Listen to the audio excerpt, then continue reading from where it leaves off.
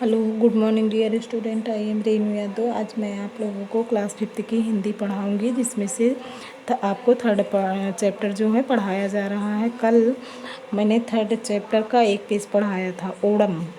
ओणम के विषय में। ओणम केरल राज्य का प्रमुख त्यौहार है। और पहले पेज में आपने पढ़ा कि ओणम के बारे में मैंने बताया, ओणम किस प्रकार मनाया जाता है, ओणम क्या है।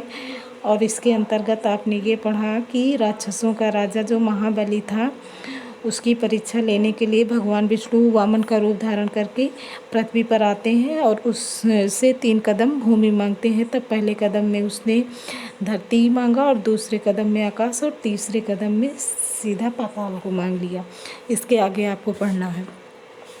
महाबली ने विष्णु जी से कहा, भगवान मैं पाताल लोक में ही रहूँगा, किंतु कृपा कर आप मुझे हर वर्ष अपनी प्रजा से मिलने की अनुमति दे दीजिए।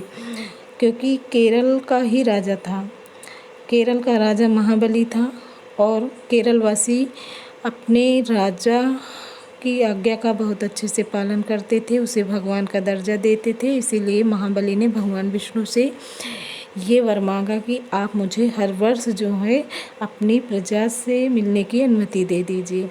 विष्णु जी ने महाबली की प्रार्थना स्वीकार कर ली। ऐसा विश्वास है कि तभी से महाबली हर वर्ष अपनी प्रजा को देखने के लिए धरती पर आते हैं, और केरलवासी अपने राजा के स्वागत में आंखें बिछा देते हैं। आंखें बिछा देना मतलब बहुत अच्छे से स्वागत करते थे केरलवासी अपने राजा महाबली की। तब से ही ओणम का त्यौहार मनाते हैं। ओणम का त्यौहार श्रावण मास में मनाया जाता है। श्रावण मास मतलब सावन के महीने में मनाया जाता है। इस समय तक किसान धान की फसल काट चुके होते हैं, खलिहान धान से भरे होते हैं। खलिहान वो जगह है जहाँ अनाज इकट्ठा रखा जाता है। यह समय खुशियाँ मनाने का होता है। ओणम पर्व पर सुबह से ही घरों में महाबली के स्वागत की तैयारियां होने लगती हैं। परिवार का मुखिया हर सदस्य को नए वस्त्र देता है। घर को लीप पोत कर सजाया जाता है। बच्चे टोकरियाँ लेकर फूल इकट्ठा करने निकल पड़ते हैं। रंग बिरंगे फूलों से रंगोली बनाकर घर सजाए जाते हैं। महाबली की मूर्तियाँ सजाई जाती हैं और उनकी पूजा की जाती है। चारों ओर हर्षोल्लास का माहौल होता है। ये ओणम पर्व की दिन की बात है। ओणम के दिन चावल से तरह तरह के पकवान बनाए जाते हैं, क्योंकि धान की फसल कटने के बाद का ही ये त्यौहार है, इसीलिए चावल के तरह तरह के पकवान बनाए जाते हैं। घर घर में प्रतिभोज का आयोजन किया जाता है। प्रतिभोज मतलब दावत, निमंत्रण। आयोजन मतलब व्यवस्था। इस त्यौहार पर तरह तरह के खेल खेले जाते हैं। इस दिन कविता पाठ और नृत्य गायन भी होता है।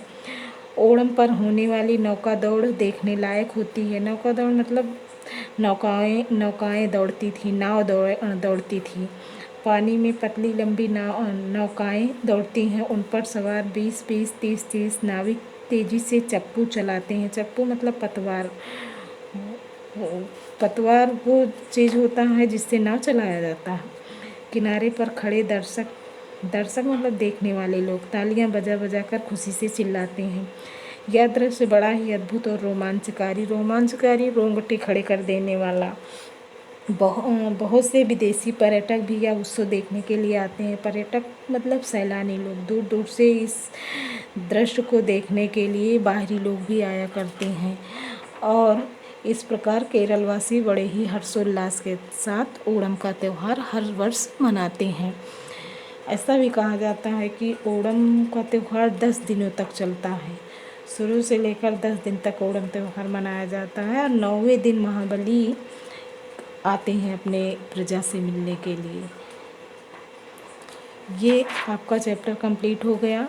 आंखें बिछा देना, श्रावण मास, खलिहान, प्रतिभोज, आयोजन, चप्पू, रोमांचकारी, पर्यटक, इन शब्दों की आपको वर्ड मीनिंग लिखना है, और मैंने हर एक की वर्ड मीनिंग बता दिया है। Okay, thank you.